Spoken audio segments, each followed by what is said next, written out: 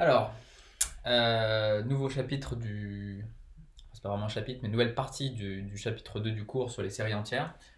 Donc, le but, comme je le disais à la fin de la partie précédente, c'est de s'intéresser aux propriétés de la somme de la série entière. Donc, on est dans le grand 2, propriété de la somme d'une série entière. Et dans ce grand 2, on va considérer une série entière, somme des nz puissance n. On va rien supposer sur elle, si ce n'est que son rayon de convergence est strictement positif. Sinon, il n'y a pas vraiment grand intérêt à étudier cette série entière, ça veut dire qu'elle convergerait que seulement en z égale 0. Et donc, sous cette hypothèse, on sait que cette application-là est bien définie. Donc, l'application qui a... Alors, d'ailleurs, il manque quelque chose. C'est l'application qui, à z, associe la somme de n égale 0 à plus l'infini de nz puissance n, qui est bien définie, pour peu que z soit dans le disque ouvert de centre 0 et de rayon RA. Donc on sait qu'à l'intérieur du disque, on ne sait pas ce qui se passe sur le cercle, mais au moins à l'intérieur du disque, la fonction est bien définie. Et les questions auxquelles on va essayer de répondre, c'est que peut-on dire de cette fonction S? Est-ce qu'elle est continue? Est-ce qu'elle est dérivable? Est-ce qu'elle est C infini? Est-ce qu'on peut l'intégrer éventuellement? Ce type de questions. Et on va bien sûr grandement utiliser tous les résultats à notre disposition qui proviennent du cours sur les séries de fonctions. Donc pour démontrer typiquement de la régularité, on va avoir besoin de convergence normale. Donc, on va commencer par attaquer les questions de continuité et dérivabilité. Et puis, dans cette séquence, je vais juste parler de continuité. Ensuite, je passerai à la dérivabilité qui est un peu plus élaborée. La continuité, ça va aller assez vite en fait, parce qu'on a le résultat suivant. Donc, proposition.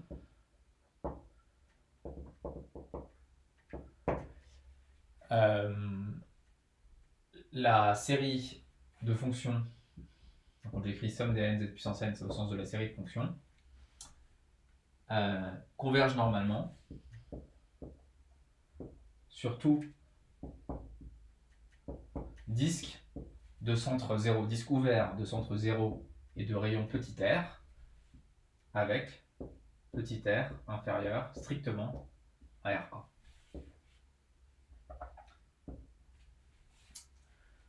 Voilà. Donc, le premier résultat, c'est qu'en fait, on a convergence normale de la série entière sur tout disque strictement inclus dans le disque ouvert de convergence. Donc, la preuve de ce résultat, ça va être très simple. La continuité, c'est en fait assez facile à démontrer du fait des propositions qu'on connaît déjà sur les séries entières. Donc allons-y pour la preuve. Là, il faut prendre les bons réflexes du cours sur les séries de fonctions. Quand on demande de démontrer la convergence normale sur un certain ensemble, il s'agit d'être en mesure de majorer un de x par une certaine suite Vn, donc indépendante de x, telle que la série des Vn converge. C'est ça qu'on essaie de faire. Ici, x c'est z, on est à variable complexe, donc peu importe. En tout cas, ce que je cherche à faire, c'est je vais être capable de majorer pour tout n appartenant à n, pour tout z appartenant à d de 0r, je me donne petit r strictement inférieur à RA, et je veux désespérément majorer le module de un de x, qui est ici, un certain un de z plutôt, qui est ici an z puissance n. Je vais majorer ça par un certain vn, tel que la série des vn converge. Bon bah ça va pas être très difficile, en fait, on est même en train de calculer sup quand on écrit ça. Ça c'est majoré, puisque z est dans ce disque-là, c'est toujours majoré par an r puissance n. Oui, mais on sait que pour tout R strictement inférieur à RA, la série des ANR puissance n, elle est absolument convergente. Ça, c'est un résultat de la première partie. Comme R est plus petit que RA, je sais que la série des AN R puissance n converge absolument. Okay, et donc, en particulier, la série qui apparaît à droite, si j'appelais ça Vn, la série des Vn converge, et donc ça implique la convergence normale de la série des ANZ puissance n. Donc, la série de fonctions des ANZ puissance n, CVN, sur D de 0R. Ok.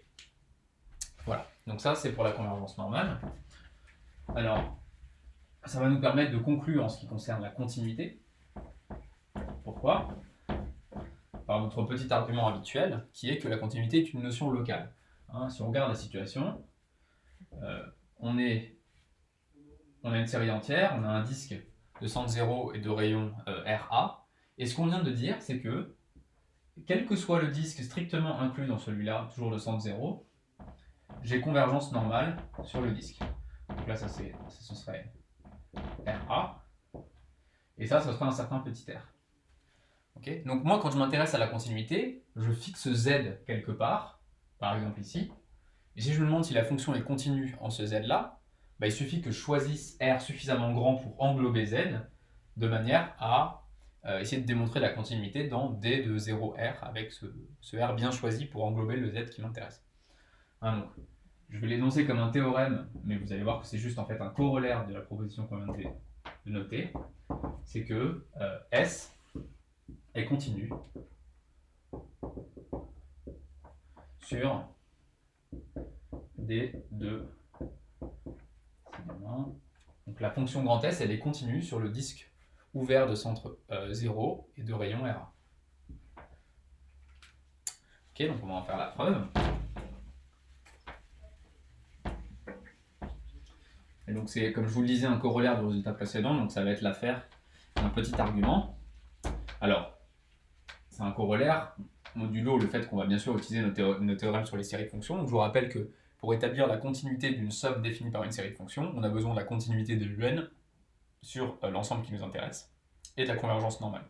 Donc je fixe soit R, donc là on est dans la preuve, hein, soit R strictement inférieur à RA. Donc ce qu'on peut dire, c'est que pour tout n appartenant à n, la fonction un, alors ici il faut peut-être que je la définisse, donc la fonction qui a z associée à n z puissance n, est continue sur le disque ouvert de centre 0 de rayon R. Je vous rappelle, j'ai deux choses à établir pour avoir la continuité de série de fonctions, la continuité des un et la convergence normale. Donc ça c'est le premier point. J'ai continuité des fonctions qui définissent la série de fonctions ici. Et le deuxième point, c'est que la série des nz puissance n converge normalement sur d de 0r. Ça, c'était le résultat précédent. Hein, donc de ces deux points, je déduis quoi? Donc I et II. Ça me donne quoi? Ça me donne que S est continu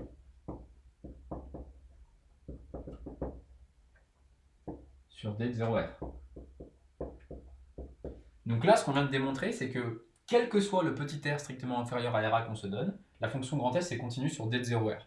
Donc elle est continue sur n'importe quel disque jusqu'à RA non inclus. Okay, et donc ça nous permet de conclure, parce que comme je l'expliquais graphiquement, si vous prenez un Z quelconque qui est en module strictement inférieur à RA, et que vous montrez que S est continu en ce Z, il suffit de prendre R suffisamment grand, juste strictement au-dessus, avec un petit epsilon, un module de Z plus epsilon, et vous avez un disque qui contient Z, qui est strictement inclus dans le disque de centre 0 de rayon RA, et vous avez gagné. Donc ça implique que, et ce, donc peut-être je vais l'écrire ici, et ce pour tout R inférieur à RA, et donc tout ça implique bien que S est continu sur le disque de centre 0 et de rayon RA. Voilà, donc ça c'est un résultat qui est valable en toute généralité. Dès que vous avez une série entière de rayons de convergence non nuls, puisque sinon c'est absolument c'est un cas inintéressant, vous avez continuité de la somme de la fonction somme que définit cette série entière. Voilà, et donc la question c'est est-ce qu'on peut aller plus loin? Est-ce qu'il y a de la dérivabilité? Il y a un peu de suspense puisqu'il va falloir attendre la séquence suivante pour avoir la réponse.